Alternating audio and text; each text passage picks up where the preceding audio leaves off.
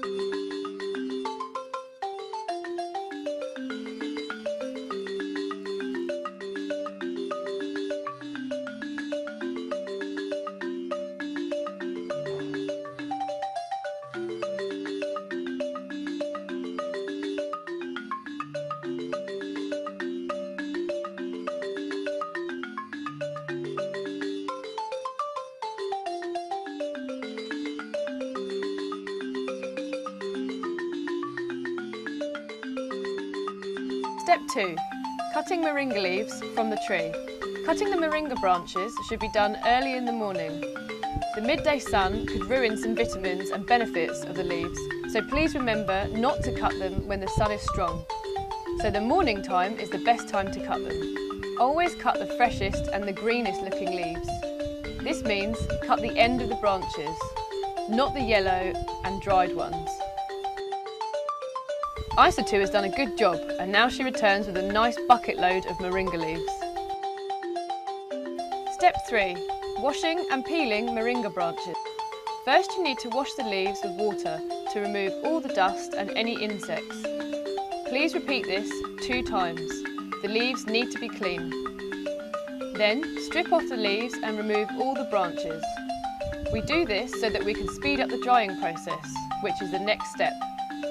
Step 4. Drying the moringa leaves. You can dry them in a solar dryer. They will dry very fast this way. The air will remove all the moisture.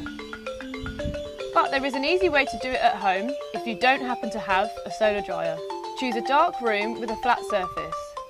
Clean and dark, free from dust and dirt and insects. Most importantly, make sure there is no moisture in the room. In the rainy season, drying the leaves will be very slow or even impossible. The drying rack in the solar dryer has a net so the air flows beneath the leaves. You can also use a woven flat surface for this, such as a bed. Finally, it needs to be dark. You can cover the windows up. Sunlight must not get to the leaves. Please don't forget to cover the leaves as well with a piece of cloth or some material. Step 5. Pounding. The leaves will take 2 days to dry out. You'll know when the leaves are dry enough when they crumble in between your fingers. You need to strain the powder to make it even finer. This is the way to obtain a fine moringa powder. Step 6. Measuring the moringa powder.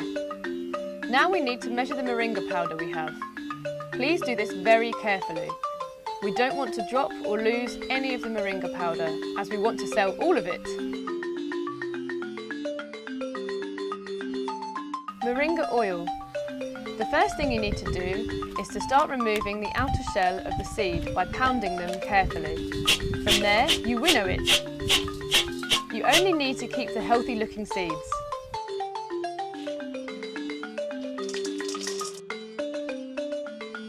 Please steam the seeds in order to easily extract the oil within them. In order to do this, you'll need a small oil press. You will also need a candle to heat up the machine and the seeds so that the oil starts to flow. You need strong arms in this process, so put a lot of effort in. You will have big muscles once you have finished this step. The excess that comes out of this process is called the moringa cake, which you can see squeezing out on the left of the machine. Moringa cake can actually be eaten, and it can also be used in some beauty products.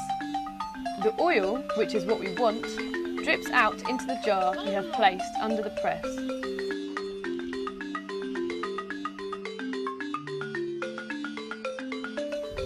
The final step will be to filter this oil. You can buy filters in the supermarkets. Fill up small 30ml jars with the oil. The value of one small jar is worth a lot of money, the equivalent of 30 capsules. This is precious stuff. After you have filtered it, you will have your 100% pure moringa oil. As we said before, the moringa oil is fantastic for your skin and can reduce wrinkles and stress lines on the face.